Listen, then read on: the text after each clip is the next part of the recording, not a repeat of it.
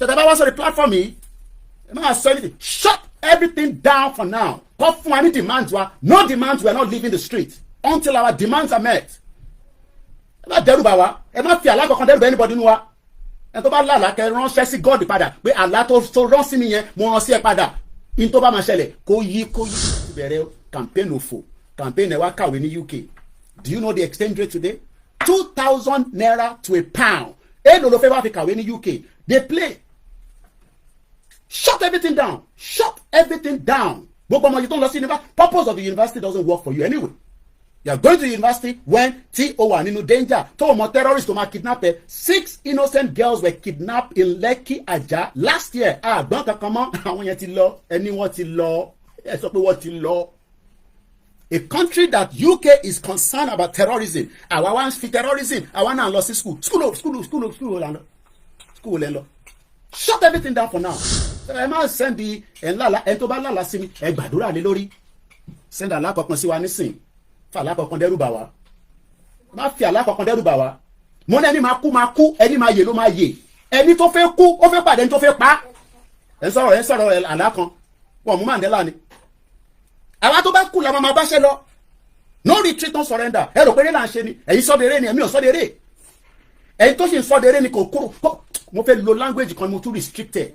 You must listen to us after all our letters and all our engagement. What we need now is to let them know that letter Ati Gbogbo Omo Yoruba only value of 10 million people at least to be on the street. Tell about it 10 million, then is a failure on every single one of you, including myself. If we cannot get 10 million people out of the street, that means pé ẹ kàn ti Igboho ní ìrọ̀lẹ́. Kí gbogbo ẹ̀yin olólùfẹ́ àpàdà sórí ìkànnì Yorùbá Space TV níbi tá a ti máa ń mọ àwọn ètò àti ìròyìn wá fún yín lónà ọ̀jọ̀ kan gbogbo tó ń ṣẹlẹ̀ káàkiri Nàìjíríà pàápàá nílẹ̀ Yorùbá ti wa. Ẹ wo tó bá jẹ́ ìgbà àkọ́kọ́ tí yín rè lórí ìkànnì yìí ẹ bá wa subscribe ẹ sì má gbàgbé láti tẹ bọ́tìn kékeré tó dàbí aago yẹn tí yóò máa ta yín lóko nínú ìgbà tá a bá ti mú fídíò tuntun wá síta. Ẹ wo èyí tá a tún fún wa fún yín lónìí àrà ọ̀tọ̀ ni ó yá ẹ wá lọ bó ṣe ń lọ ẹnì tó níbẹ̀. Bó sókè bàbá yìí pé kí ló ṣẹlẹ̀ bàbá kí ló dé kí ló dé kí ló dé kí ló dé ẹ̀wà náà ti wọ́n. kí ló ṣẹlẹ̀. gàrí ọ̀gá ti ti wá ń tù. irọ́ lẹ pa. ó ti sún mi orílẹ̀-èdè ti sún mi ẹ̀kọ́ ni wọ́n bá tẹ́lẹ̀ kó kọ́ ọmọ tẹ́ ní ọ̀la yìí ẹ̀kọ́ ọ̀fẹ́ ni wọ́n ká o. ẹ̀kọ́ Awólọ́wọ̀ wọn ká àlera máa sùkúù. kí ló dé tẹ́lẹ̀ rán mọ́ sùkúù. ó ti sú wa o. irọ́ wọ́n bá wá nǹkan sí mi láti pólítì. irọ́ lẹ pa irọ́ lẹ pa ó ti sú wa o. irọ́ lẹ pa bàbá ó ti sú wa o. orílẹ̀-èdè wọ́n bá wá nǹkan sí so láìsí ti fi àyìn. irọ́ lẹ pa mo tún gbọ́ pé ráìsì ti di 80,000. ẹ ní láti jẹ ráìsì. wọ́n bá wá nǹkan ṣe sí. kí ni kò ṣe sí. bá a bá tún wá bẹ́ẹ̀ rẹ̀ kó báyìí kó 580. ládìgbà wo nìyẹn. sorry 680. ara orí àwọn ti pẹ́ ó ti di 3,000 nísìnyí. kí ló dé kíláàsì. àwọn akórópè gbogbo ẹ̀kọ́ irọ́ lẹ pa ẹ máa wẹ̀tẹ̀ ẹ wẹ̀tẹ̀ irọ́ ni ẹ má sunkún bàbá tábà tún ní kẹ jáde ẹ jẹ́jẹ́ tábà tún ní kẹ jáde torí tábà kó ìrẹsì tọ́kó búrẹ́dì wá ẹ tún máa sọ pé ẹ fẹ́ rẹ̀ sí ẹ máa ní búrẹ́dì la fẹ́ kí lẹ́yìn náà sọ màmá. It's too much. This survival is too much for this country. Please, if government work, if they cannot protect, we Yaloja, we go open our ẹ má ṣí gbogbo yẹn síta tá a bá ti jáde ẹ ní láti ṣí yẹn síta ẹ kàn mú flag kẹ mú banner kẹ dẹ̀ mú white handkerchief kẹ dẹ̀ mú gbogbo ntẹ bá lè mú ẹ má mú weapon kankan dání káwa máa lọ ní Ìbàdàn ní Ọ̀yọ́ lé ní Ìgbòho ní gbogbo Ṣakí ní Ìjẹ̀bú Òde kò ń ṣe pé nígbà tá a bá ní ká jáde ẹ̀yin kan máa ní àwọn olówó à ń ta yẹn àwọn ló ń dà lúrú mo ní fẹ́ gbọ́ yẹn o tó ẹ̀yin lẹ́sọ̀ pé ẹ máa kọ́yàn síta nísìn ẹ máa ṣídìí síta àwa ní kẹ́ má ṣe èèyàn ọmọlúàbí ni wá mobilize àwọn èèyàn tiẹ̀ náà if not ẹ máa fowó ránṣẹ́ sílé ní gbogbo ìgbà ni. Younger brother mi pè mí lénìí this is not a story o ó ní òun ti sanwó ọmọ skul ẹ mo ní taba ti pe rally kó jáde sí títì so ìwọ tó ń pè mí pé Mr. Koiki bí ń pa yín problem tèmi kọ́ nìyẹn that is your own problem brother mi ni mo ń sọ ẹ̀jẹ̀ mi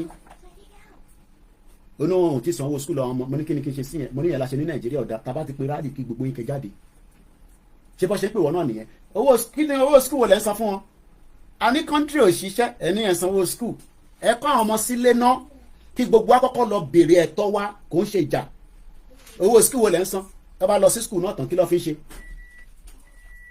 ìyẹn kan náà fi ṣe project a ló máa sanwó project fún tí bá sanwó project tó máa ríṣẹ́ tó máa fi dáwó mi padà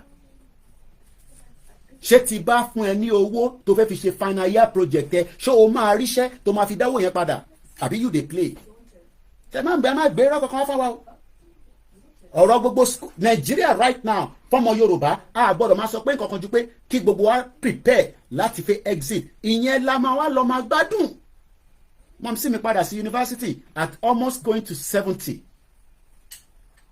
ẹ fẹ́ lọ sí school wo lẹ́ ń lọ anyway diaspora ayún máa ṣe yín wọ́n bá ti pè yín àwọn fẹ́ náà máa lọ sí gbogbo ọmọ tó fẹ́ náà lọ sí school ní secondary school àti primary school ẹni kọ́ máa kọ́ṣẹ́ ní kọ́ máa wà nínú ilé kọ́ máa train wọn kọ́ máa kọ́ wọn ní ABC nínú ilé ìtọ́ba lè kọ́ tá a bá gba country tán a ní jẹ́ kọ́ ọmọ kan sanwó aṣọ uniform débi kó fi sanwó school wo àwọn ilé wọn sanwó school ní bíbá. How was your extra lesson today? Good. What did you do? What are you doing for extra lesson? Math. Mo gbọ́. Math. How many days do you do it? Monday to Thursday. Tó bá ṣetán ní school wọ́n tún fún ní extra lesson mo ní láti sanwó. So kí la wá ń wọ́rì fún pé a ní a fẹ́ kúrò nínú country ẹ̀yin sọ̀rọ̀ school yẹ ká máa san torí pé tí bá fún yín lówó yẹn nísìn kò sẹ́ni impact tó lè ṣe nínú Nàìjíríà ẹ jẹ́ ká shut system yẹn down completely ká shut it down bam ká shut it down so that káwa mọ̀ pé in the next 3 years in the next 2 years tá bá ti shut it down mo ní 2 years ẹ gbọ́ mi dáadáa o torí báyìí wọ́n máa tún ní Koiki àgbọ́ pé o ní in the next 3 years la máa gba Yorùbá nation tá bá ti shut it down láàrin within the next 6 months tá shut it down tá paralyze gbogbo ẹ̀ ká jáde ní wọ́n jẹ́ lọ́tàn gbọ́gbọ́n ẹ kúkú lọ sí school ẹ rówó school san ẹ rówó ilé san then why are you worried? So ẹ fẹ́ káwa máa send owó èmi sọ fún àbúrò tèmi kódà picture to send bẹni tó ń sunkún ni ọ̀rọ̀ sunkún kọ́ lélẹ̀ fàwọn ọmọ ẹ sínú ilé kí ìyàwó ẹ máa kọ́ wọn ní ABC àti 1 2 3 withdraw wọn kúrò ní school kí gbogbo wa múra sílẹ̀ ẹni máa kú ẹni máa yé ni à ń bọ̀ lé.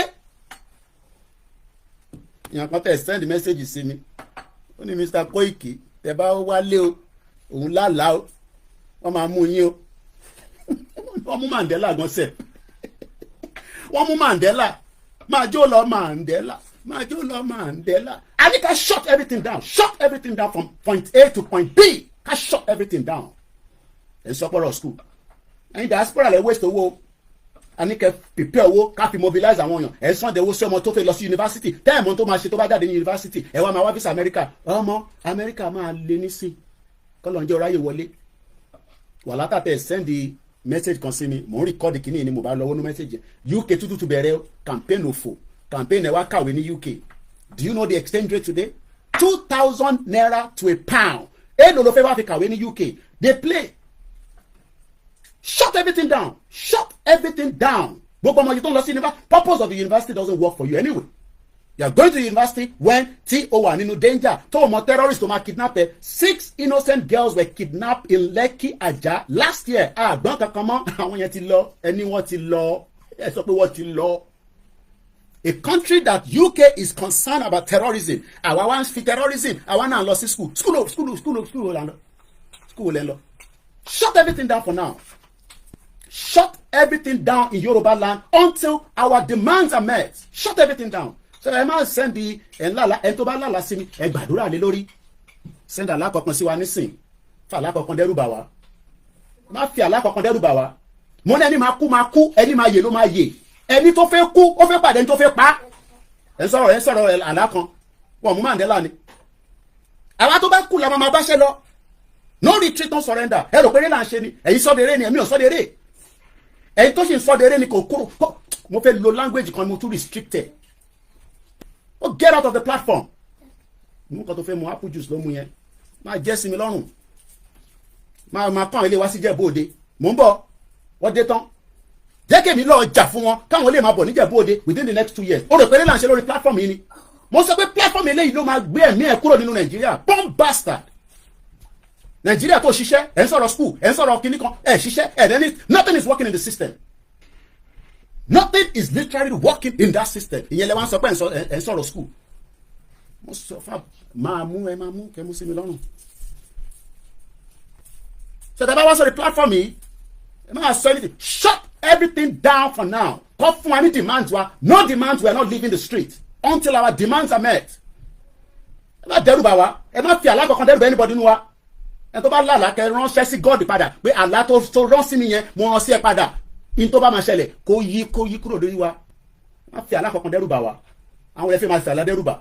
Kó ìkan máa mú ẹ tó bá wá sílé. Ẹ kàn mú mi tó bá mú mi ìjà sì ń lọ. Má wá sílé má wá àwọn ẹlẹ́fẹ́ máa fi yẹn dẹ́rù bà. À ń bọ̀ nílé tásìkò bá tó. Ẹ̀yin tẹ́ wà lé ní kẹ́ máa múra sílẹ̀. Má fẹ́ ló máa bẹ̀rẹ̀ máa ń bọ̀ nílé máa fi dẹ́rù bà wá. Ṣé Tinubu padà sílé ni after many years tó lò ní UK kó padà wá sílé? Tinubu return back to Nigeria and become a Jagaban. Ta ló mọ̀ Tinubu ní Jagaban tẹ́lẹ̀? Wọ́n di Jagaban kan nísìn ẹ wo gbogbo tó sọ gbogbo olùdá. Má fi nǹkan kan dẹ́rù bà wá. Níbi tá a dé nísìn ẹ má fẹ́ anything dẹ́rù bà wá. Nítorí bá rí korí sáré kó ṣàdúrà lé lórí. 3 years la fi ń ṣe prayer àwa mẹ́fà mo need anybody lórí ẹ̀. 6 people every Tuesday àkínísẹ̀ ẹ máa fi àdúrà ẹ máa fi prayer dẹ́rù bà wá ẹ máa sọ pé ńlá kan ẹ máa fi àlá kankan dẹ́rù bà wá. Àfáà tó bá rí àlá kankan kó wé padà kó dá padà lọ́sọ́dọ̀ Ọlọ́run. Wòlíì tó bá rí àlá sẹ́mi àti Ìgbòho ẹ dá padà lọ́sọ́dọ̀ Ọlọ́run kẹ́ sọ fọ́lọ́run pé àlá tó rí sí wọn yẹn á dá padà sí ẹ kó wá solution sí. Ìyà ń jẹ yín èmi nìyà ń jẹ ni. Tí máa fi kúrò ní UK tí ìgbà kúrò ní UK for the next 40 years ebi ò lè pa mí. Bọ̀ sáwọn ọmọ mi lè délé padà. Fẹ́ káwọn tèmi àwọn ọmọ tèmi kan káwọn tí wàá jẹ́ kankan Yorùbá nation now orí kan lè máa ṣe Yorùbá nation now. Idiot all over the place. Ìbẹ̀rù iná ló pa wá títí tó fi kó gbogbo adébí ta dé yìí. Ìbẹ̀rù yẹn pé àfẹ́ṣẹ́ that fear is the reason why we are suffering today. Yọ bẹ̀rù kúrò that you will know that we are going somewhere. Ẹ má fi àlá kankan dẹ́rù bà wá. Ẹni wòlíì tó bá rí àlá kankan ẹ rí àwa ẹrẹ lọ sí kẹta padà lọ sọ́dọ̀ baba God. Àwọn lẹ́fẹ̀ẹ́ máa fi àlá kan máa dẹ́rù bà. Má fi àlá kankan dẹ́rù bà wá. We are prepared. We are coming out. That is the message from the leaders, not from me. Èmi kọ́ ni mò ń sọ pé a máa jáde. Àwọn leaders wa sọ pé a máa jáde. Ẹ má fi àlá kankan dẹ́rù bà wá at this stage. Coward all over the place. Àwọn ẹ̀fẹ̀ máa dẹ́rù bà. Ìyẹn ni gbogbo àwọn Afẹ́nifẹ́re tó fi so gbogbo amọ́lẹ̀ for 30 years, 40 years. Tọ́nà àwọn Afẹ́nifẹ́re òfò. Many groups across the Yoruba land want to sell everybody out. Àwọn kan máa gbádùn, àwọn kan jìyà. Ṣé mi wà lára àwọn tó ń jìyà ni? Idiot all over the place. Let's come back home. Ṣé ìtẹ̀ bá rà lá ẹ̀rùn àlá yẹn padà lọ sọ́dọ̀ bàbá God.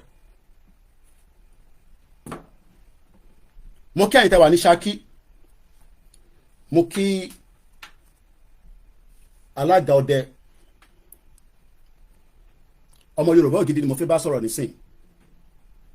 Ọmọ Yorùbá ògidì ni mo fẹ́ bá sọ̀rọ̀. A ní akíkanjú tó pọ̀. Ẹ má ẹ ká fi nǹkan kékèké. We lost a brother níjọ́ Saturday nílùú Ṣakí. Ọkùnrin mẹ́ta ni. Ọkùnrin mẹ́ta. Mo bá alága sọ̀rọ̀ lánàá. I won't go into all the details of the death. Kò ń ṣe Fúlàní ló pa. Ẹ̀yin tí a bá jẹ́ ọmọ Yorùbá ògidì ní àsìkò tá wà yìí èdè ò ní mú kankan nu wa. Àwa náà dẹ̀ gbọ́dọ̀ dúró lásán. Ọmọ Yorùbá gidi ni mo bá sọ̀rọ̀. Mo ní láti máa lo analysis ju pé ọmọ Yorùbá ògidì ni mo bá sọ̀rọ̀. Gbọ́ mi dáadáa. Wọ́n ní fi èdè kó fi dè wá. Ẹ má tura lẹ̀ o. Kí ni mo sọ fún wa? Ẹ má yà tura lẹ̀ rárá. Ẹ jẹ́ ká dira dáadáa. Èdìkídì tó bá ń bọ̀ níbi tó bá ti ń bọ̀ kó máa padà lọ bá wọn. Alága ọdẹ ní kí n sọ bẹ́ẹ̀ fún gbogbo ọmọ Yorùbá from the office of one of our very very strong warrior. Èdè ò ní mú wa. Gbogbo ohun tó bá mọ̀ láti fi tọ́jú ara ẹ̀ má jẹ́ kẹ́ni kankan kó ẹ lómi ọbẹ̀ jẹ. Jáde dáadáa kó lọ tọ́jú ara ẹ̀. má jẹ́ kẹ́ni kankan fúnlẹ̀ pé kíni kan padà níbodè ló olúkálùkù ló máa tọ́jú ara ẹ o jáde kó lọ tọ́jú ara ẹ dáadáa kéèdì má bàa mú wa èdè rẹ̀ ni mú ọmọ Yorùbá. I will not say more than that, but his death was a very terrible one. I will just tell you that in tó lè mú èèyàn kó fi ìbọn tó wà lọ́wọ́ ẹ̀ kó yìn fún rẹ̀ ṣe rí pé no be wàsá. Akíkanjú èèyàn tó jogún nǹkan lọ́wọ́ àwọn bàbá ẹ̀, but èdè òní mú wa. I will leave it like that. Let's come back to the program. Mo kí gbogbo alẹ́ nǹkan sí ẹ kúrọ̀lẹ́ ní gbogbo ibikíbi tẹ́ bá ti ń gbọ́ mi. Orúkọ mi ni Olayomi Koiki tí gbogbo yín mọ̀ sí Koiki Media. Ẹ jẹ́ ká padà sọ́dọ̀ màmá tó náà fi bọ́ sọ́lẹ̀. Mo ní màmá jọ má bọ́ sọ́lẹ̀. Ihun tí gbogbo wa lè ṣe ni pé kí gbogbo wa béèrè lọ́wọ́ ìjọba àgbáyé pé kí lè ṣe tá ṣe. Torí pé UK tí mo fẹ́ sọ̀rọ̀ wọn lénìí, ẹ̀rù ń bà UK pé terrorist ti kún gbogbo nulẹ̀ wọn mọ̀ bí tó wà.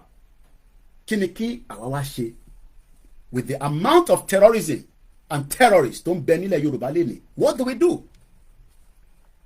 What do we do? Do we sit and fold our hands, or should we do something? What we need to do is what we are doing now, engagement. So we will continue from where we stop because party program here. But everybody knows that UK would not want terrorists to be roaming around and kidnapping people for ransom and doing all that. But why has UK kept mute with the situation in Nigeria, with many innocent Nigerians being kidnapped for ransom, killed, and many injustices of brutality by the government of the day and also by the terrorists across every part of Nigeria? What do we do? The UK might say that Nigeria is a sovereign country, which they have already claimed many times. And let's hope that we can find something to buttress that. Because 2 years ago, one of my mother here, a grandmother, great-grandmother, wrote to the British government regarding why they need to intervene in what is known as Nigeria with the current state of things. I hope I will find that letter here. If not, it will be on my other system. When the British replied her back, it was not the kind of reply that you would expect. But again, that reply meant that the British knows what they are doing.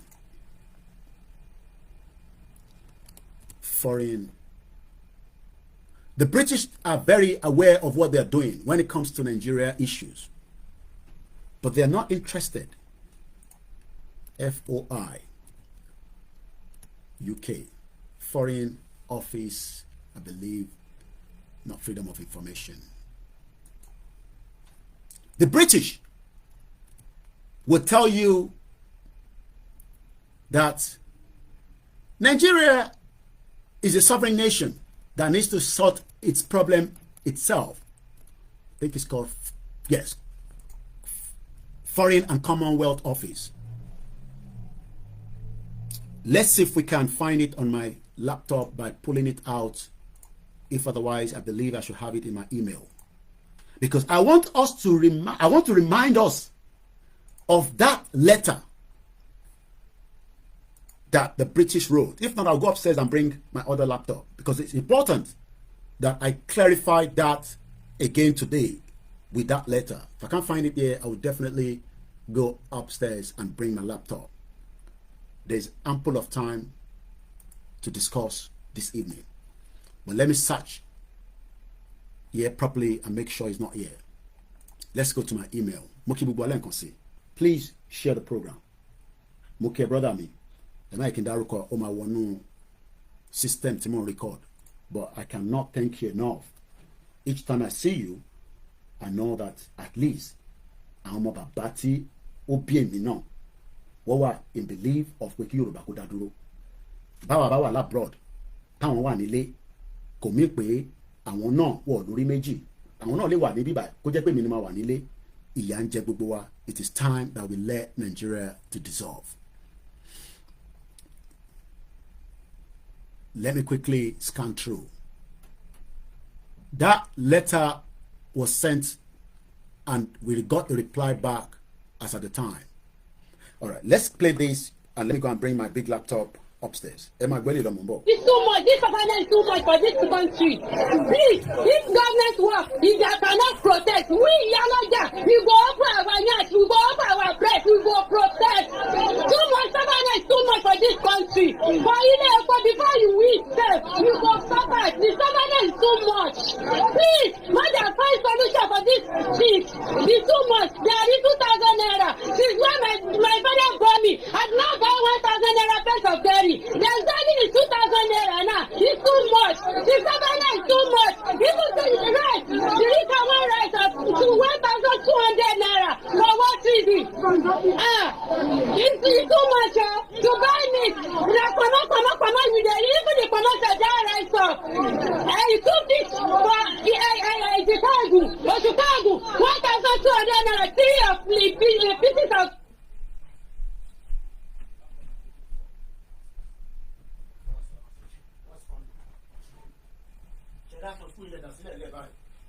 Laptop, the laptop was actually. So let's get you quickly. Let me open that letter. I thought I had it as an email. Where's the charger? All right, let's get something in again. Let's listen to this. When the state begins to oppress the citizen, there will be cries of marginalization, there will be secessionist and separatist agitation, there will be insecurity.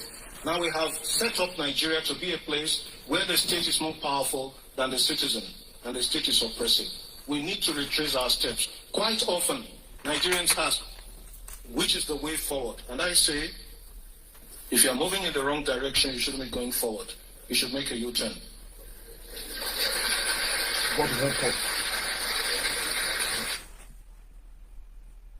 Oh, sorry. That video was towards the end. We should start it all over again. That video was towards the end. Let's start. Now being pushed to the fringes, talking about and believing and espousing the belief that Nigeria truly should be one. We need to begin by resolving a conceptual crisis. What do I mean by a conceptual crisis? Quite often when we speak about Nigeria, we collapse the distinction between country, state, and nation. We tend to think that the three mean the same. We tend to think the three are synonyms. A country is a territory. From the Latin contra terra, the land that lies ahead of you. A country is a territory. It is not necessarily a nation. A nation is an association of peoples. And I use that word in the plural deliberately because of diversity. A nation is an association of peoples who identify their shared core values. And on the basis of their shared core values, they give themselves a constitution which will now establish institutions that make up the state. What we have in Nigeria and in most African countries is a confusion where we think the nation is the state. The nation is reduced to the state.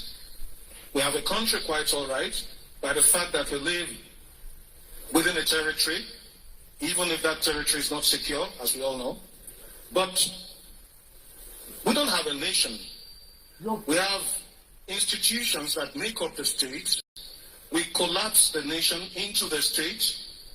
If you look at our constitution, section 2 of the current constitution, and you don't find this in the 1963 constitution, it ascribes sovereignty not to the people but to the state. That is dangerous. That means the state has the last say on any question. That means the state is more powerful than the citizen. That is a recipe for impunity. Because as we all know, the state is the head of state, or the governor, or whoever represents them. Whatever they say, we all have to comply, whether they're right or wrong. So we don't have a democracy in the true sense of the word. Oh my God. And until we have that, until we build a nation, we can't even talk of unfinished greatness. And I have to make a critique of the title of Governor Fayame's book. It presupposes that there is a project that is unfinished. I am saying we have not even started the project. Oh my God. And we need to stop deluding ourselves. What are our shared core values? What are the things that bring us together, apart from the super egos?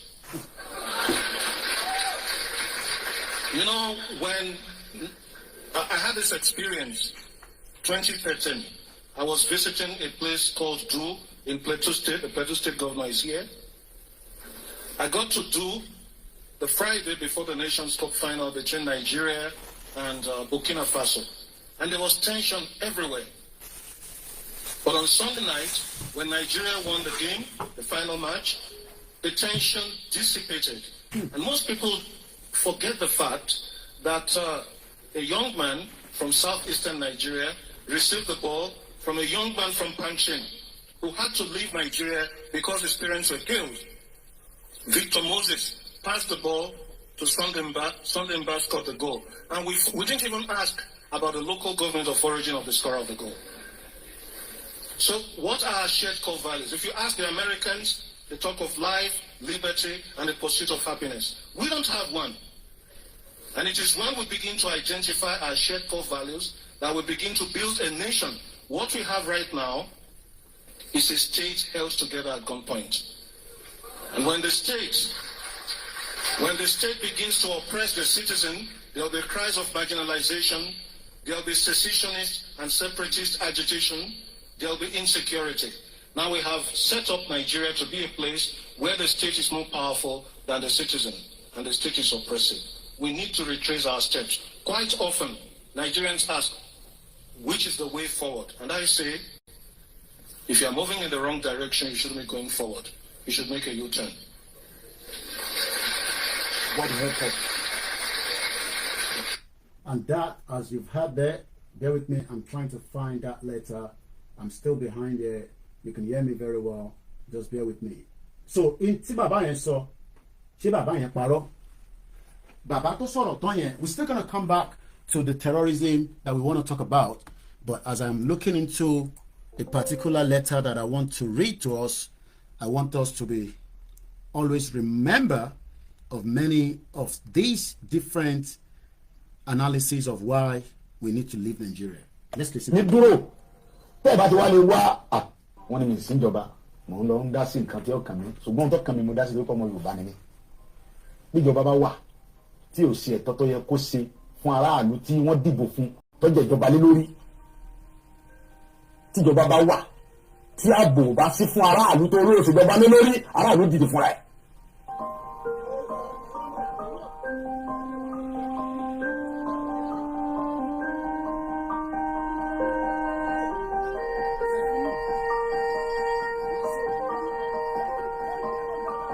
Kì í ṣe pé mo pàṣẹ àbí mo dédé pàṣẹ àbí mo kàn sọ nǹkan tí ó wá látọkàn mi. Nǹkan tó fa ọ̀rọ̀ yìí ni wípé ẹ̀yin náà wò láti bí ijọ́ mélòó kan sí bí ọ̀sẹ̀ bíi méjì sí nípa ọ̀rọ̀ àwọn Fúlàní tó wà ní gbogbo Ìbàràpá. Ẹ wo dókítà wa Dr. Fatai PhD doctor ọmọ Yorùbá tó kàwé tó gboyè ó wá lọ sílùú òyìnbó ní àìníye ọdún ó lọ ṣiṣẹ́. Ó wá dé oko dé ó wá lọ lu bàbá ẹ̀ ní gangan. Ó dá oko àgbàdo ẹ̀gẹ́ iṣu oríṣiríṣi nǹkan soya beans ó dẹ̀ gba ọmọ wa ní gangan bẹ́ẹ̀ náà síbẹ̀ rẹpẹtẹ tán bá a ṣiṣẹ́. Fúlàní wa jẹ oko ẹ̀ ó wá gbéra láti lọ bá àwọn Fúlàní yìí sọ̀rọ̀ láti lọ bá Sẹ́ríkì Fúlàní pé ẹ wá wo ohun tí àwọn ọmọ yín ṣe lórí oko mi kò yẹ kó rí báyìí lórí ilẹ̀ bàbá mi. Wọ́n dẹ̀ dé lókun bẹ́ẹ̀ náà wọ́n dẹ̀ sàpà àìmọye èèyàn bẹ́ẹ̀ tá a lè mórúkọ wọn làwọn Fúlàní yìí bẹ́ lórí tí wọ́n pa wọ́n. Wọ́n jí àwọn kan gbé ẹni tó bá gbowó tó kéré lọ́wọ́ rẹ̀ wọ́n gba 7 million wọ́n gba 10 million wọ́n gba 11 million lórí ilẹ̀ bàbá wa.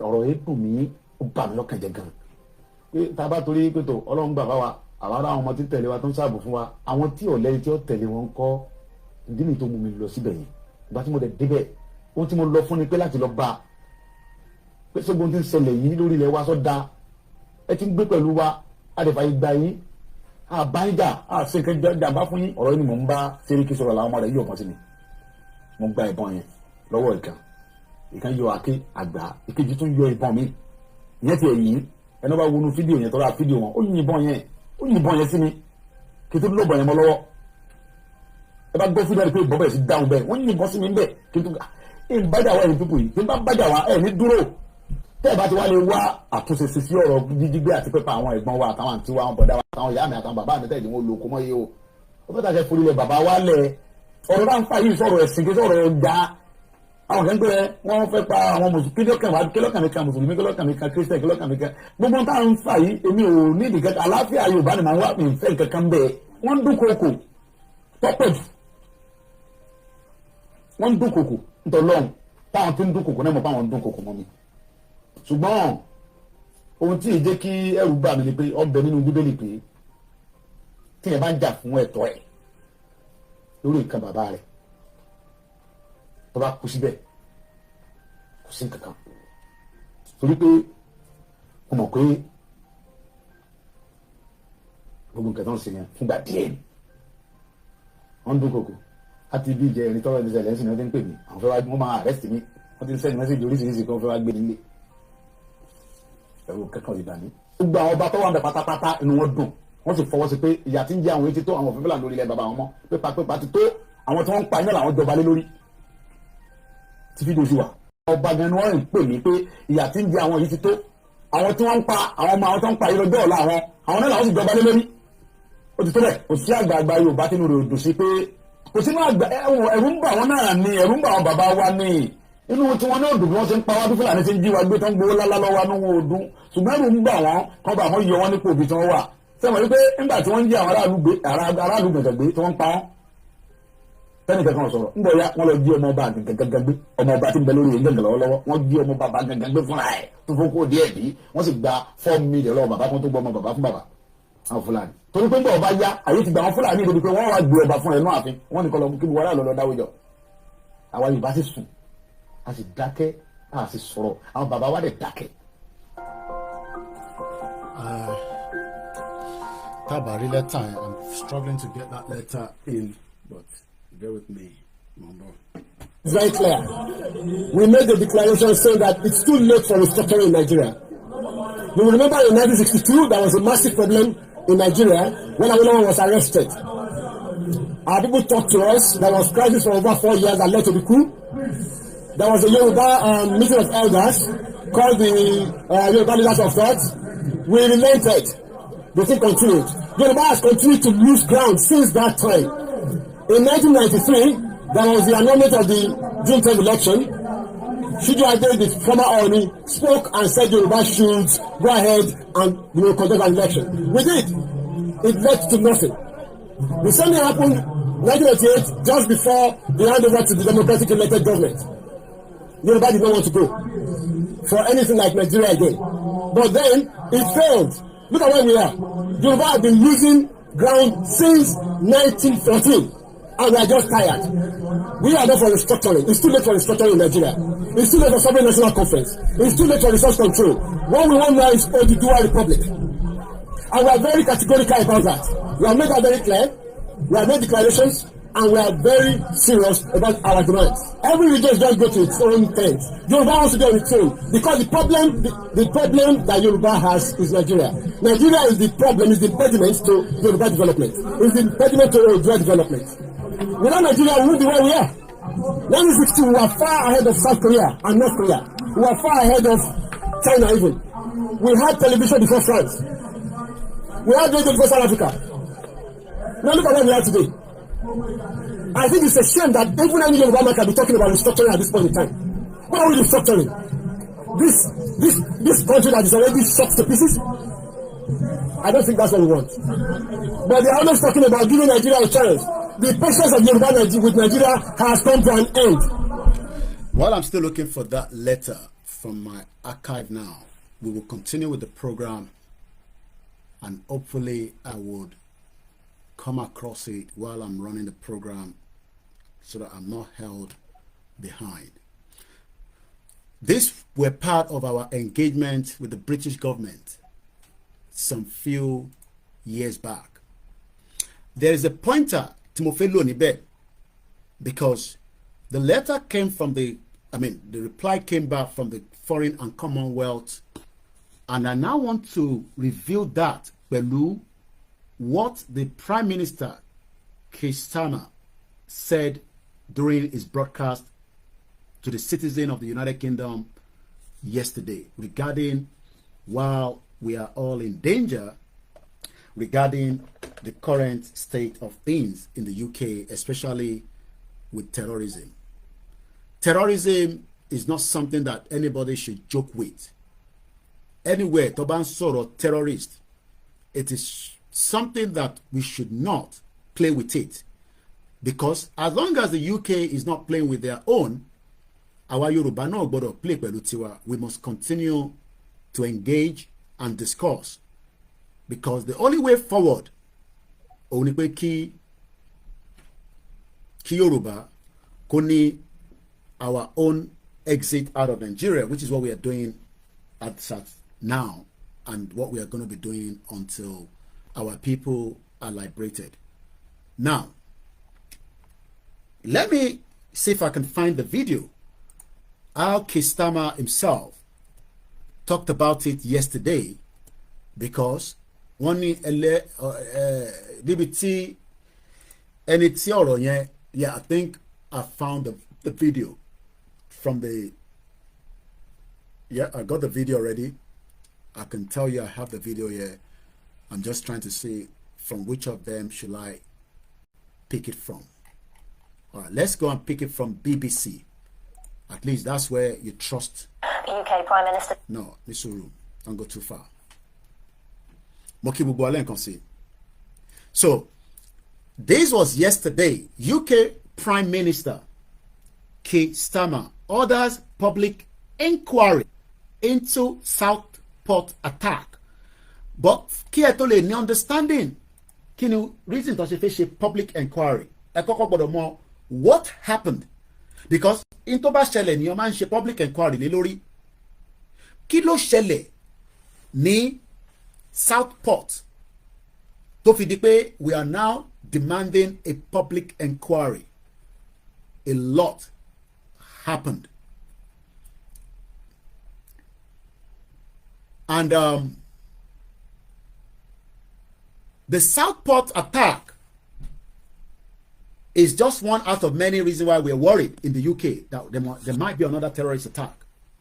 But in Nigeria today, we are still not understanding that the attacks by the Fulanis is not going to stop until we do the needful to secure our borders and exit Nigeria completely, because Nigeria is a waste of time that has made life miserable for a lot of people.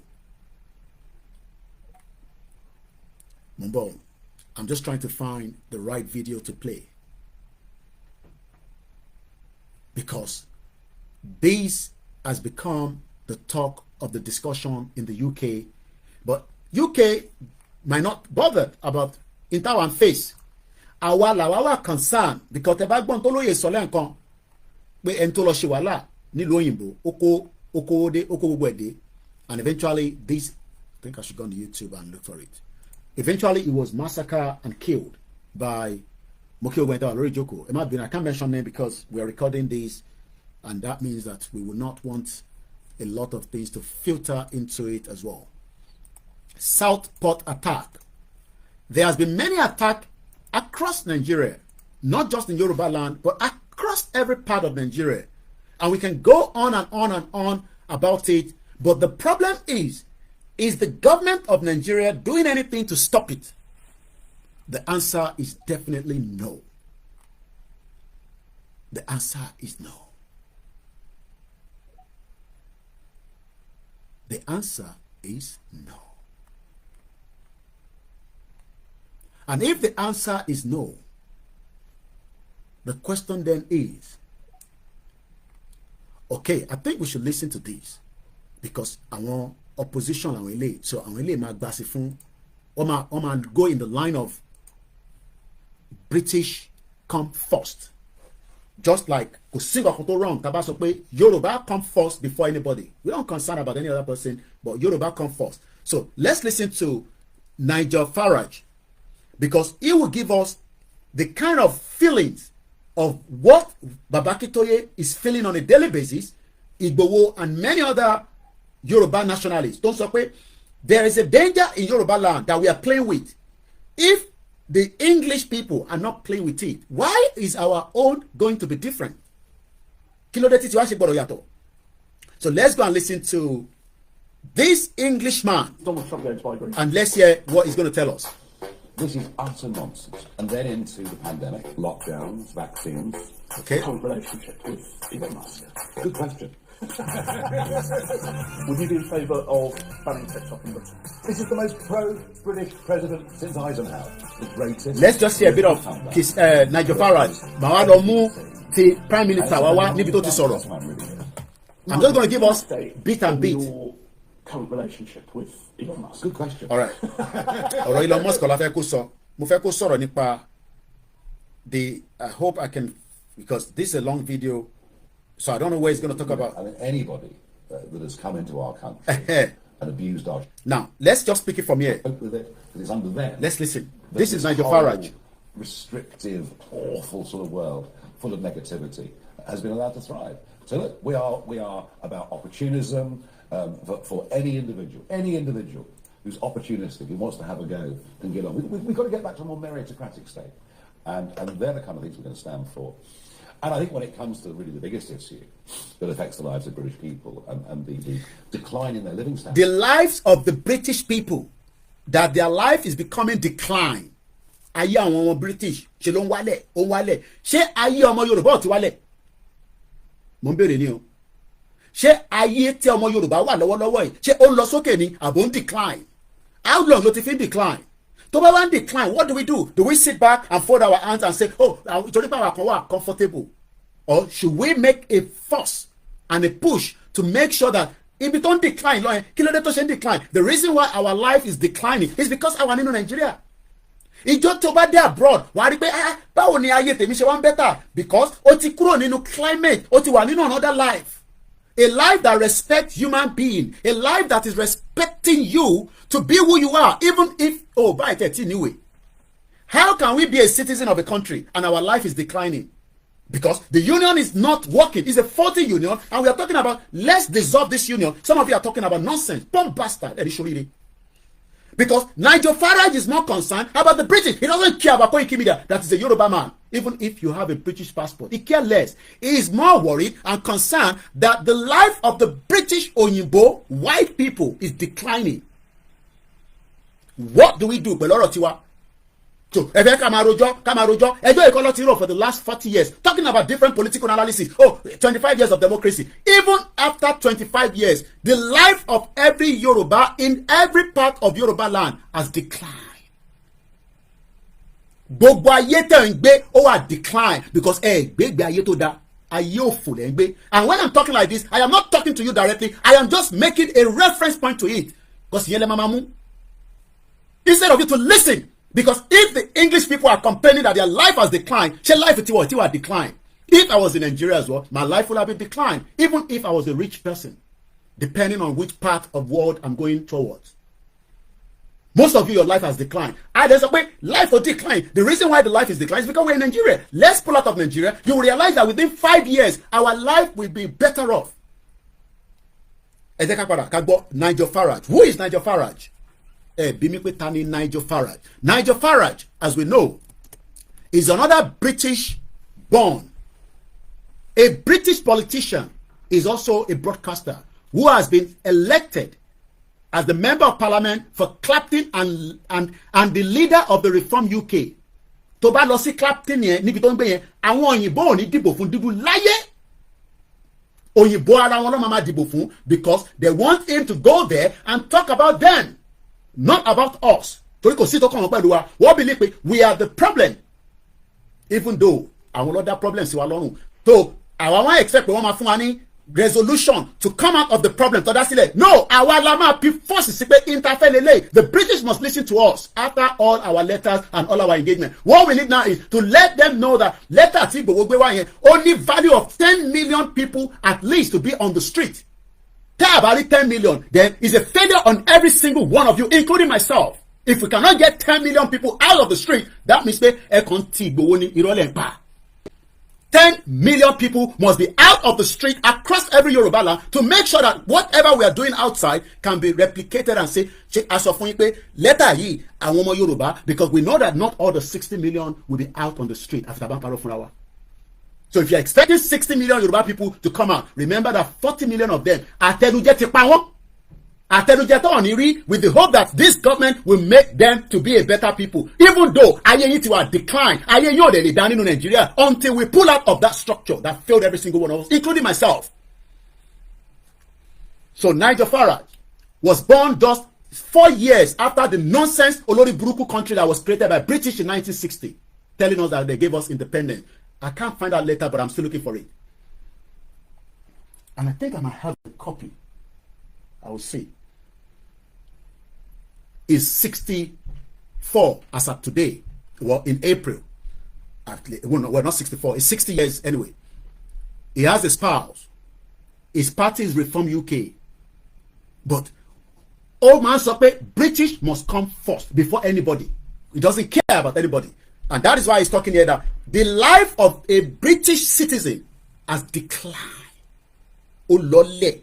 Kò wà ní standard. Lọ́dẹ̀ mama wò pé àwọn mama wò pé ayé wọn wà okay, àwọn náà ayé wọn wà okay. Lọ sí hospital, most of them cannot get a surgery on their knees. Àgbàlagbà wà ní hospital ní A&E. Wọ́n gbé sẹ́gbẹ̀ ẹgbẹ́ corridor ní UK. Ìwọ́n fojú wo UK. Àwọn tó ń ṣiṣẹ́ ní hospital ló lè ròyìn fún yín. It is overwhelmed.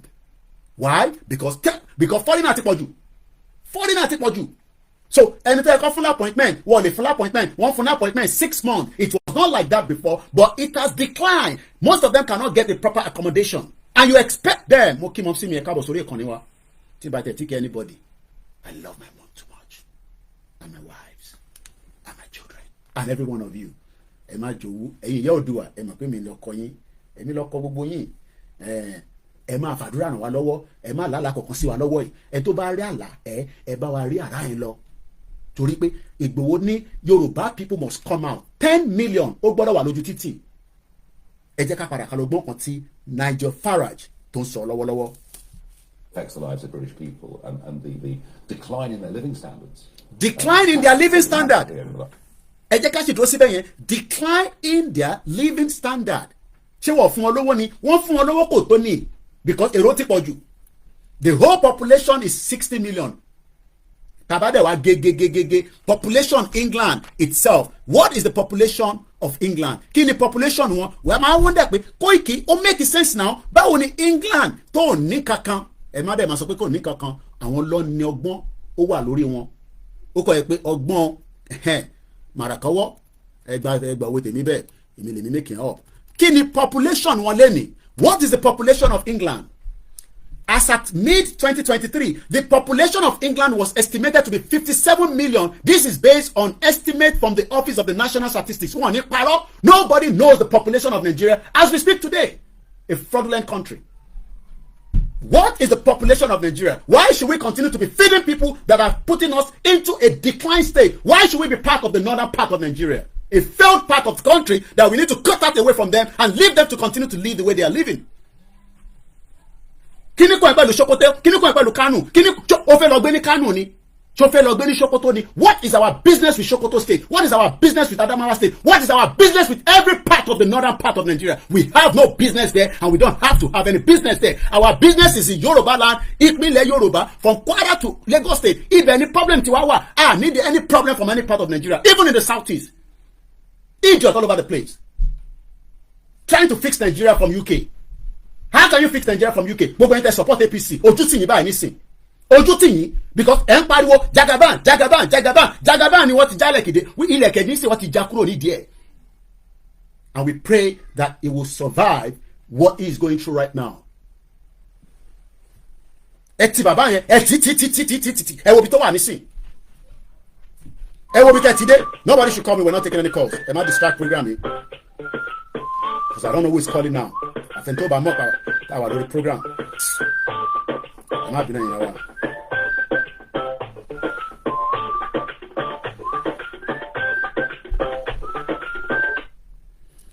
mo wà lórí program lọ́wọ́ báyìí sá ẹ jẹ́ ká sọ̀rọ̀ later ẹ pè mí kò ṣe nísìn mo wà lórí live show báyìí. má bínú on hot lọ́wọ́ báyìí ẹ ká padà sọ̀rọ̀ Nigel Farage life Yorùbá ó wà decline nítorí pé inú Nàìjíríà tó wà ní our life becomes decline àwa ní ká kúrò nínú ẹ má bínú ní láti get fóònù mi fún studio yìí ilé náà ti weak gan. I fẹ́ padà síbi tí Nigel Farage ń sọ̀rọ̀.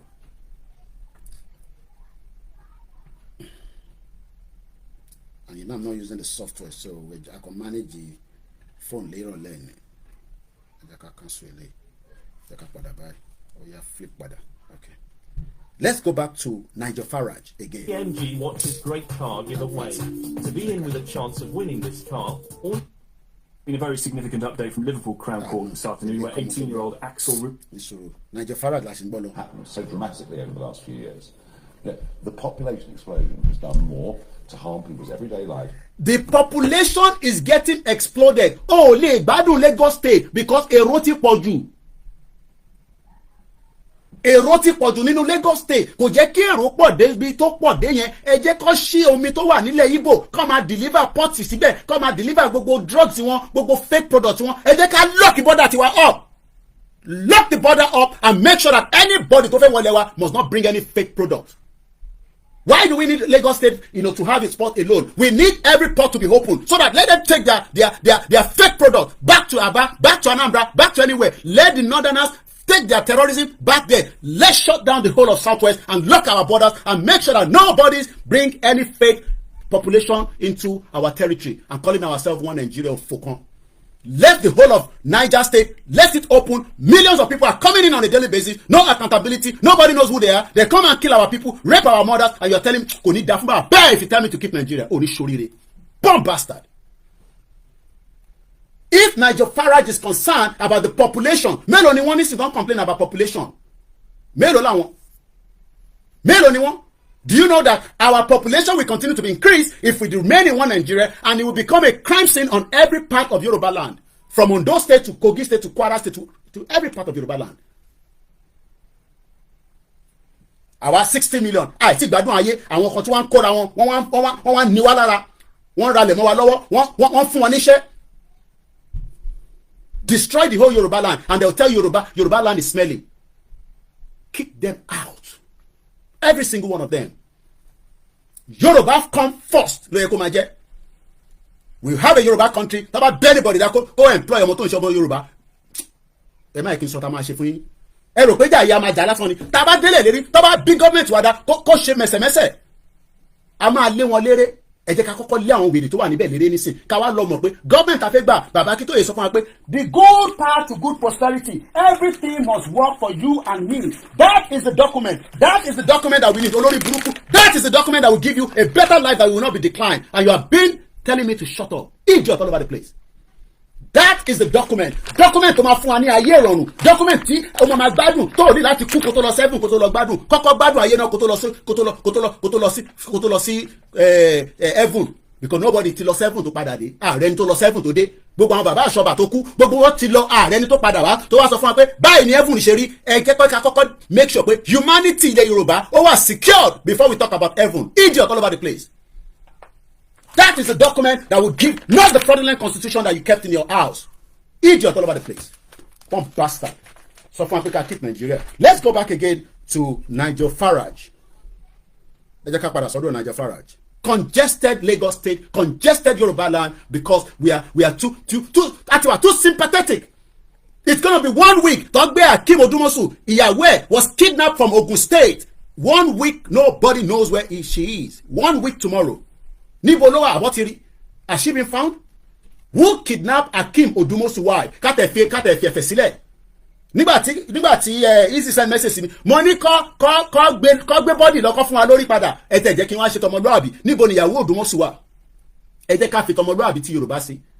pé abiamọ àwa náà àfẹjẹkọ jíyàn wa gbé níbo where is the wife who kidnapped her ṣé is it for political reason is it for terrorism reason who kidnapped the wife of the former police commissioner of Lagos State mo ti withdraw statement mi pé kọ́ máa gbé orí ẹ̀ fún wa mọ́ kọ́ gbé bọ́dì ẹ̀ padà kọ́ gbé gbogbo bọ́dì padà àfẹ́láyè bí orí wọn á pé ntí Koiki ń pariwo ní London nìyẹn ṣé èmi ni wọ́n kidnap family ẹ̀ nísìn Akeem Odumosu I expect you now to support Yorùbá nation wọn ò ní láti sọ yẹn fún ẹ mọ́ tó bá jẹ́ pé ọmọ ọkọ Yorùbá nìwọ I'm sure pé ẹ ti lọ sí ọ̀dọ̀ babaláwo wọ́n ti bá yín dífá ẹ̀ tí rí gbogbo security Nàìjíríà kò mọ ibi tíyàwó ẹ̀ wà ó jẹ́ kójú tiẹ̀ Akeem Odumosu ó jẹ́ kí ojú tiwọ́ pé this is what we were fighting for in 2021 when you eventually killed Jumoke Oyeleke tó wá jẹ́ ká máa san ọbí fúnra wa tá a bá ń jà ṣe bí ká kú ni ṣèbẹ́mi ni mo pariwo ní London ṣèbẹ́mi ni mo níṣẹ́ ní London ṣèbẹ́mi ni nǹkan ta lórí ṣé èmi ni wọ́n jíyàwó mi nísìn idiot all over the place ẹ jẹ́ ká padà sọ́dọ̀ Nigel Farage ká gbọ́n tó sọ tán. More to harm people's everyday lives. To harm people everyday life people àwọn èèyàn wọlé ẹ mọ̀ pé tó bá wọlé ẹ ó yàtọ̀ sí àwa tá à ń wọlé because I came in through the airport I gave them my passport they stamp it I come in and I say I'm not going back but I submitted an application. What about people that are coming in that we have no record? No record. Is that not the same thing as that? Ta ló jí Akeem Odumosu ta ló gbé níyàwó? So ó bá yàn kan ṣe business ni ẹ fún níyàwó ẹ padà kẹ gbé Akeem Odumosu lọ mo yànda kẹ gbé Akeem Odumosu ẹ má bá wa gbé lọ ẹ gbé lọ kó lọ sọlidé ẹ fún wa níyàwó ẹ padà ẹ bá wa jí Akeem Odumosu ẹ gbé òun lọ pátápátá orí ìyàwó ẹ alẹ́ pé nígbà táwọn Yorùbá nation sọ̀rọ̀ ó jẹ́ kí ìyàwó ẹ nílà káyè pé ó jẹ́ kí ìyàwó ẹ nílà káyè pé àwọn ọmọ Yorùbá tó ń pariwo Akeem Odumosu ṣe pẹ̀lẹ́pẹ̀lẹ́ pẹ̀lú wọn ṣe pẹ̀lẹ́pẹ̀lẹ́ pẹ̀lú wọn bọ̀ nítorí pé yín wà comfortable wọ́n fún yín ní security wọ́n fún yín ní ààbò ṣebí nǹkan tó lóye sọ nìyẹn táwa bá ní ààbò ṣé bẹ́ẹ̀ ni gbogbo aráàlú ní ààbò. You okay? What are you looking for? n bolo fi sí ó ń dún lẹ́ǹkan ẹ̀ tún pè padà ẹ jẹ́ ká continue torí àsìkò Koiki Media live èyí ní 22nd aago 6 ó ti lù lọ́dọ̀ mi níbí báyìí. More to harm people's everyday lives than anything else. Both parties are responsible. Actually, Tory is worse than Labour. Tory is worse than Labour. So we're providing a proper alternative. We know what we believe in. And I feel very optimistic, yeah. Talking about migration, one of Donald Trump's big pledges is to deport now, many. Now you have at least a bit of background. Now, let's go back to the next video. And this is where the Prime Minister of the United Kingdom, Owasoba, only we failed our citizens. We allow a single person. Nínú ilé ó dẹ̀ lọ pa ọmọ mẹ́ta. Èmi wá wọn pé ọmọ mẹ́ta lọ pa nílùú òyìnbó. Where is everything do? Who is I don't hide it. Go and give it. And you know I'm on the program.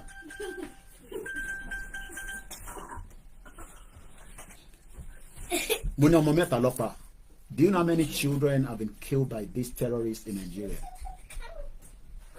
The English children are better than the Yoruba children. Is that what they're telling us? Hypocrisy. Hypocrisy. So the English children, are they better off than the Yoruba children? Because everybody knows that many children are being killed by many things in Nigeria today, in Yoruba land and across other parts of Nigeria, so that we are not being sentiment. But who cares? Nobody cares. Because if people care, one, imagine ki o ti wo ba care, tó bá jẹ́ pé wo care, wo tó wo mi, tó ń tọwọ́ bọ̀ wá lójú ní ojoojúmọ́. Tó bá jẹ́ pé wo care, o láàánú ni, tó jẹ́ kí English ṣe sọ fún ẹ pé ilẹ̀ Yorùbá àwọn ọmọ tán pa yẹn kò dáa. Ṣèbí àtọ̀ ti pa tọ̀dọ̀ tiẹ̀. Tó dìgbà tó bá pa tọ̀dọ̀ tiẹ̀ ló máa tó mọ̀ pé bó ṣe rí nìyẹn. Tó jẹ́ kí àwọn ọmọ 35 ṣe ẹ̀kọ́ kú níbi tó ti ń wọ́n oúnjẹ tó máa jẹ ní ìlú Ìbàdàn. Àti wá wí tán. Àti wá ń ṣe comparison àwọn tó kú ní Anambra. Àwa tí a jẹ́ èèyàn.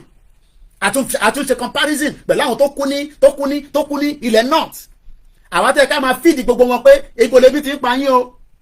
Ebi pa wọn l'Anambra gbóúnjẹ lọ síbẹ̀ kẹ́ bọ̀m̀báàdì bẹ̀ pẹ̀lú fún wọn lóúnjẹ nínú gọ́ọ̀mẹ̀ntì Yorùbá ẹ̀rọ ọmọ Yorùbá àwa ń ṣe comparison wọn ní ṣe báwọn kan kú náà l'Anambra nǹkan kan ṣẹlẹ̀ tó jẹ́ kéèyàn kú látara pé bí ń pa wọ́n ó yẹ kójú tì èmi àti ẹ̀yin láì má tẹ̀tí sàn kọ́kọ́ ó yẹ kójú ti gbogbo wa including myself for failing these innocent children. Àwa fẹ́ put the blame lórí Naomi àti Oriyomi Hamzat when we should be blaming ourselves for not rising up. Ẹ̀yin gbogbo ẹ̀yin tẹ́ jáde nígbà yẹn ojú tí gbogbo yín ẹ̀yin mídíà sọnù. Ṣèbá wa pariwo pé ebi wà nílẹ̀ Yorùbá ebi wà nílẹ̀ Yorùbá ebi àfìgbà tẹ́ jẹ́ kó pa ọmọ 35 ebi ẹ jẹ́ kébi pa ọmọ 35 ṣẹlẹ̀ pàtẹ́ rántí Ọlọ́run tẹ̀ ṣá ẹ bá ṣe gbàgbé Ọlọ́run èmi gan tẹ̀ rántí èèyàn kankan náà tẹ̀ pè mí ṣàkíyèsí ó ti pé wọ́n ń yẹ̀ tán bọ́ǹbù nǹkan ti ṣe wá mo tẹ̀ rántí mọ́ Ọlọ́run fi wá lọ́kàn balẹ̀ 16th of January mo tẹ̀ tún pé grandma náà ní London láìla kí n tẹ̀ kí wọ́n pé ọmọ tó kú Kẹ́hìndé Tolúwa láṣẹ ẹ já ṣe 1 minute silence starting now kọ́lọ̀ foríjì gbogbo àwọn tó kú nínú bomb blast tó ṣẹlẹ̀ ní ìlú Ìbàdàn ní January 16 ẹ̀yin náà ṣe àdúrà after 1 minute I'll come back.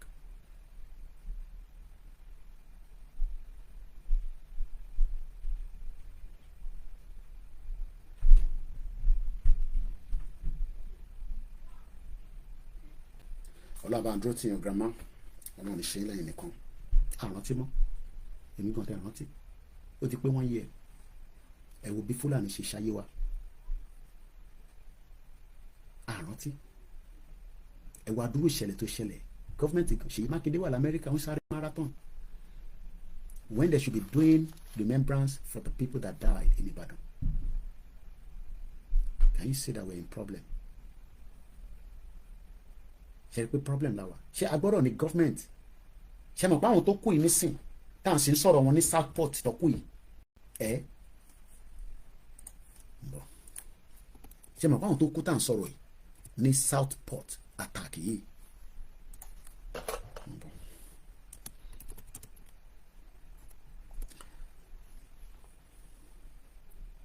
according to Wikipedia on the 29th of July 2024 a mass stabbing targeting children occurred at a dance studio in Southport, Merseyside, United Kingdom. 17-year-old Alex Rudakubana, arákùnrin mo ti fojú ẹ̀wọ̀n ní ọ̀sán yìí, killed ó pa 3 children and injured 10 others, 8 of whom were children.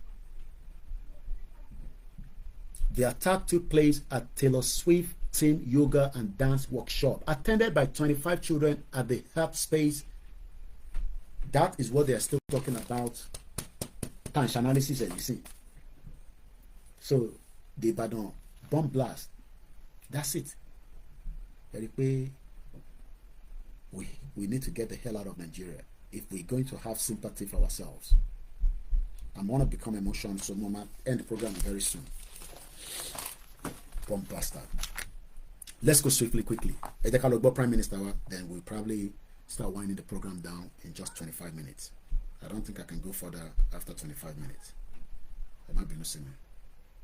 Let's go and see what the Prime Minister of the United Kingdom Prime Minister Sir Keir Starmer has announced a public inquiry into the murder of 3 schoolgirls at a Taylor Swift-themed dance class in Southport last summer. After the violent attack, riots erupted across the UK, with some social media posts wrongly claiming that the knifeman, who was born in Cardiff, was actually an asylum seeker. On Monday, 18-year-old Axel Rudakubana pleaded guilty to stabbing the girls last July. In the wake of his plea, it emerged he'd had contact with a range of different state agencies throughout his teenage years, including the police, social services and mental health services. Now, let's pause there. This is a system that works, right? Everybody knows that UK is a system that is working, but they end up failing every one of us. Failed the children, failed the system, failed me, because it could be anybody's children. Now, think about it. Nigeria that doesn't have any system to monitor anybody, to know who is going from point A to B, to know where a terrorist is residing, until we were told that in Osun State there is a terrorist cell. So I'm very sure that Otiwa Logun State, Otiwa Lekiti, Otiwa everywhere in Yoruba land. Why are we living in denial? As if that in terms of why are we calling God when we know that the truth is that terrorists have camped every part of Yoruba land? àwọn tó ń gun motorcycle they are terrorists mo sọ fún yín pé they are sleeper cells. This is United Kingdom. Failed me, failed everybody because arákùnrin has been known to the police, has been known to the welfare system, the social service, to this. Yet, he was allowed to go and kill 3 innocent children. That is a system that works. System don't ṣiṣẹ́ nìyẹn. So, are you now not worried that we are calling you to talk about Yoruba Nation, to support Yoruba Nation? It's not about just for financial purpose alone. For everything. Àdúrà lẹ́mọ̀ ṣe ní máa ṣàdúrà lọ. Yet some of us are joking with it. Think about ṣẹlẹ̀ àwọn ará Èkó àwọn yẹn tẹ bàjẹ́ tábà nìkan ṣẹlẹ̀ ní Èkìtì ní sinmi àníṣe Èkìtì ló ti ṣẹlẹ̀ ṣé àwọn èèyàn ń ṣọmọ Yorùbá mọ́ àwọn ará Èkó ó bàjẹ́ tó bá ní wọ́n pààyàn ní Kogi wọ́n ní ẹ ṣe bí Kogi lọ́ọ́ ti pààyàn wọ́n ẹ̀ ti pààyàn lójú Ẹlẹ́gbà, and yet they are living in a densely populated place called Lagos State. Dense. Kọ́lé náà akọ́lé òfò, kọ́lé náà gbalagbala sókè. Tó bá yàgbẹ́ kò ṣe flush. Nothing is working. Gbogbo pipe ti block. Kò sí nǹkan tó ń ṣiṣẹ́, zinc kò ṣiṣẹ́. Olówó gan tó ń gbé ní Lẹ́kì gan, omi wọn ò gbádùn. And all this can be fixed if we have a true Yoruba government. Tó ń ṣe ìtí wọ́n san commission fún èèyàn kan. Tó ń gba commission lórí gbogbo wa táwa ń pè ní olórí gbogbo wa Jagaban of Lagos.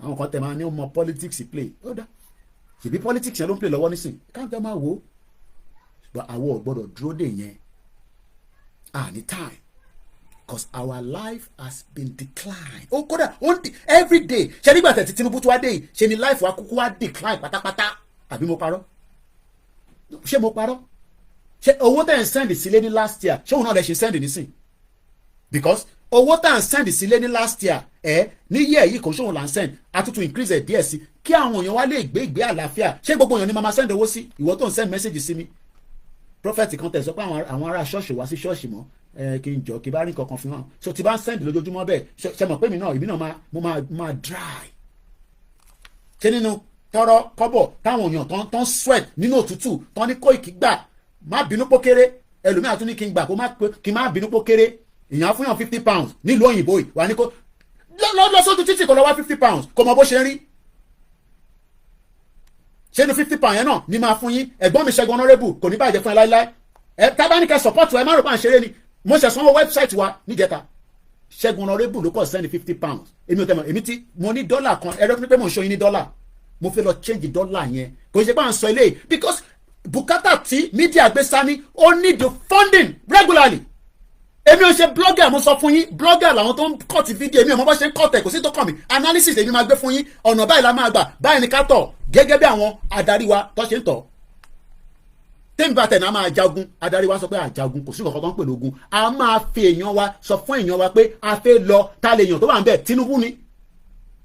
Ọmọ Yorùbá ni ká bọ́ sí títì tó bá kúkú fẹ́ pa wá kó pa gbogbo wa náà tí Tinubu bá fẹ́ pa wá ká kúkú mọ̀ pé Tinubu ló pa wá èmi mọ̀ pé kò ní pa wá èmi mọ̀ bẹ́ẹ̀ but ìjà wa tí jáde ká mọ̀ bí ó máa pa wá kò ní pa wá ẹja jáde tán in 10 million ká sọ fún President Bola Tinubu pé ó gbọ́dọ̀ wá sí negotiation table Yorùbá fẹ́ kúrò ní Nàìjíríà simple tó bá fẹ́ ṣe Nàìjíríà kó kọ́ ti Yorùbá kúrò lára Nàìjíríà kó máa ṣe Nàìjíríà pẹ̀lú àwọn nọ́ọ̀tì lọ tó máa fi ṣe tán tó bá ṣe tán kó máa padà bọ̀ ńlé but tẹ́ ẹ̀ bá jáde tẹ́ ẹ̀ jáde tán pátápátá ọmọ ẹ lè hold Igboho responsible ẹ lè hold Baba Akintoye responsible it is entirely up to you and me.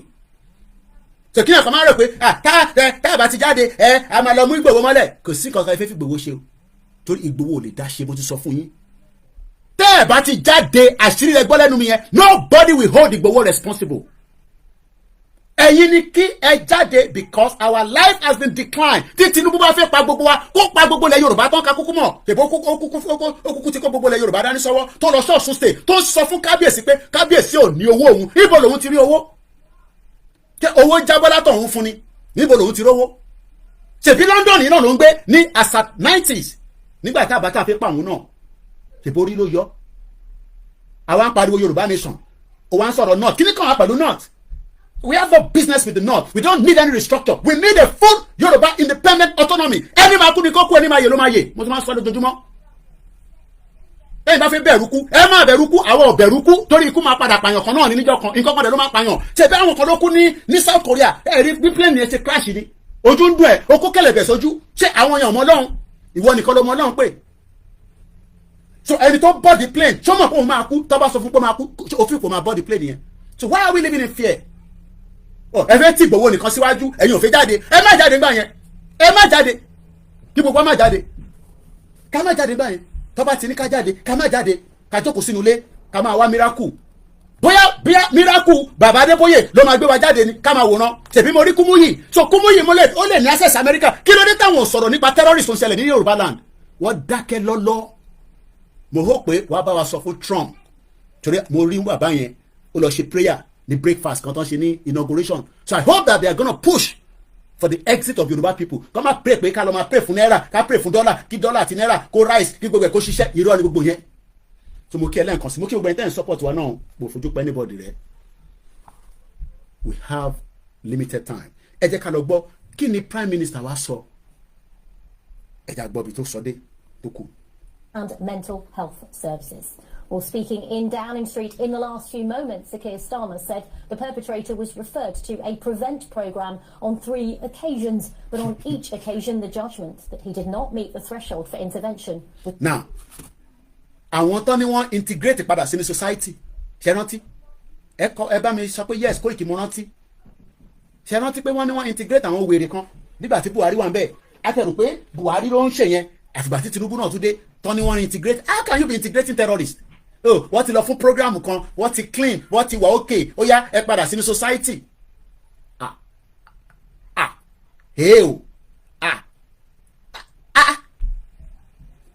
ẹ̀gbọ́n tó sọ this young killer ilé ẹ̀rọ ojú ẹ̀ gbòjó òwìwí ẹni tó jọ àwọn Fúlàní kàn sí ẹ̀ wojú ẹ̀ tí wọ́n bá délé lóru gan yẹ kí wọ́n sá ní London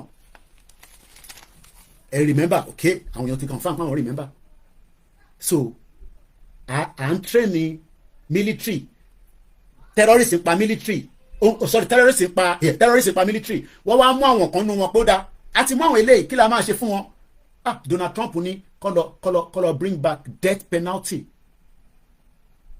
ẹ gbọ́ Donald Trump ní òun nídìí abẹ́rẹ́ tó pọ̀ death penalty ẹni bá pààyàn ẹ̀gún lábẹ́rẹ́ kó máa bá tiẹ̀ lọ kò nídìí láti wà láyé torí òní láti pààyàn tó bá ti pààyàn ẹ̀gún lábẹ́rẹ́ executive order ní executive order death penalty ti padà sí America ẹ̀gún wọn lábẹ́rẹ́ ẹ̀gún wọn ní abẹ́rẹ́ ẹ̀gún lábẹ́rẹ́ kó máa bá tiẹ̀ lọ àwa wá mú terrorists tó ń pa Nigerians terrorists that were killing Nigerians they are integrating them back into the society mad people all over the place bomb bastard this young criminal terrorist was given all kind of training máa kí tabọ́n wọ́n tọ́jú ẹ̀ irọ́ ni o ṣe terrorist man mental problem terrorist wants to kill men and destroy your culture destroy your history that is what ṣe rí Boko Haram àwọn èèyàn tó kéré o ṣe rí àwọn ISWAP wo Ọ̀ṣun Òṣogbo rírí ṣe o ẹ̀yàn oníṣẹ̀ṣe mùsùlùmí tó ń sọ pé mùsùlùmí ni mí wo tó o bá ti lè wọ ṣòkòtò wo tí ṣòkòtò ẹ tó máa wà ní bíbà wọ́n ń gé orí èèyàn à ń sọ pé no sharia ó sọ pé sharia nílẹ̀ Yorùbá they play jẹ́ kí ISWAP gba ìjọba jẹ́ kó overrun yín but Ọlọ́run ò ní fún wọn ṣe torí pé as long as ti gbogbo àwa ibà ṣì wà láyé mo ní ẹni máa kú ni àwọn tí wọ́n dẹ̀ jẹ́ terrorist yẹn lọ́ọ́ máa kú torí àwọn ikú kan ò pa wá báyìí ikú tó bá máa pa wá á máa pa àwọn ọ̀tá wa ní torí àwọn ò lọ anywhere a máa gbádùn lẹ Yorùbá mo fẹ́ máa ẹrí bí ó ṣàrí mi láàárọ̀ nígbà tí mò ń jẹ gbogbo ẹ̀ tí mò ń jẹ grandma kan bí mi pé Koiki kí ló ń lọ láàárọ̀ ibo ló tún ń lọ journalist máa ń jáde ní Donald Trump ti dé mo sọ fún yín pé project kan táwa ń ṣe lọ́wọ́lọ́wọ́ kò ní ṣe pẹ̀lú Yorùbá nation o ṣáàrí tí mò ń ṣe tí mò ń ṣe gbogbo ẹ̀ sódà tó fẹ́ jáde láàárọ̀ ò ní bẹ̀rù pé àbí area boy máa attack àbí kíní no gbogbo àwọn tó ń pè ní area boy a máa look after wọn a send wọn lọ sí space wọn lọ máa gbé ní Mars ẹgbọ́n gbà tí Donald Trump ní we are going to Mars ẹ̀rí bí kíní ṣe ń ṣe Elon Musk tó ń jó bẹ̀lẹ̀bẹ̀lẹ̀ a ní ọ̀pọ̀lọpọ̀ yìí tẹ́ ní brain yìí tó yẹ kẹ́ wà nínú research center kẹ́ máa bá wa àwọn ọ̀tẹ̀ ní brain ẹ̀yin ní brain. Mo rí Dàpọ̀ Abíọ́dún wọ́n ní bọ̀bọ̀ kan teacher ni kìíní kan 4 point something grade ló gbà ó beat gbogbo èèyàn lágbàáyé ọmọ Yorùbá ni brain wa ti pọ̀ jù àwa wà nílùú jágbajàgba jogbojogbo jágbajàgba jogbojogbo irú bọ̀bọ̀ yẹn nísìnyí ó kọ́ ọ fún 5 million tó bá ráyè jápa kúrò ní Nàìjíríà ayé ẹ̀ bẹ́tà nìyẹn ó ń lọ kàwé sí nìyẹn l'Amẹ́ríkà àwọn yẹn mú mọ́lẹ̀ nìyẹn wọ́n ń jẹ́ kó padà. And this is the reason why Yorùbá nation ṣe mo ti lọ gbọ́ show Koiki ara mi no o gbọ́ show Koiki ṣé o mobilize sílẹ̀ ṣé o mobilize ìdádìdì nìyẹn mobilization tell somebody to tell somebody àjà ẹ̀tọ́ wa là ń béèrè fún you are right wa ni èmi dẹ̀ mọ̀ pé Tinubu mọ right wa àbí Tinubu is well learned òun wọn ṣe Buhari o tó kàwé olórí burúkú ni Buhari ọmọ Fúlàní ni èmi mọ̀ pé Tinubu ọmọ ó kàwé ó mọ law torí Sẹ̀tìmá gan sọ pé Tinubu ló ní kóun lọ sọ fún wọn ní United Nations pé give Palestine their own state o so Tinubu mọ̀wé ẹ jẹ́ káwa tẹ̀ jáde náà káwọn ohun tí Tinubu fẹ́ ṣe. wọ́n ti pé ká bá ti gbọ́ pé ìkìtàn ta ló tún sọ̀rọ̀ Àṣàkẹ́ Yèyé Dára Ọmọlúkà Lady K no is good but Yorùbá nation kò ń ṣorí social media láti máa gbà on the ground la gbọ́dọ̀ prove ẹ̀ fún gbogbo àgbáyé ni o around the world ẹ mọ̀ kí mo ní máàpù mi yẹn abárẹ́ ní bá fún mi £100 màá lọ rà mí abárẹ́ èèyàn mẹ́ta tó bá fún wa ní £100 àtúfowó yẹn tún ṣe nǹkan míì media needs money constantly mo dẹ̀ pọ̀ lọ́wọ́ àbóyin láṣìírí tí ẹ máa bọ̀ mo ní kò ń ṣòwò oúnjẹ ni mò ń wá mo sọ fún yín ká fi enhance media yìí tàbá tí wàá débi tá à ń lọ tó declare Yorùbá nation a ní láti wá àmọ́ lórí ilẹ̀ wa tí bá set up anything nísìn lẹ́yìn kí Fúlàní kó lọ bàjẹ́ àbí so a gbọ́dọ̀ máa ṣe tiwa nísìn on air for now so gbogbo ẹni tí ẹ̀ ń ṣe ní gbogbo ibi tẹ́ ti ń ṣe náà tẹ́ ń náwó sí lọ́tún lọ́sì àṣírí wa ò ní tú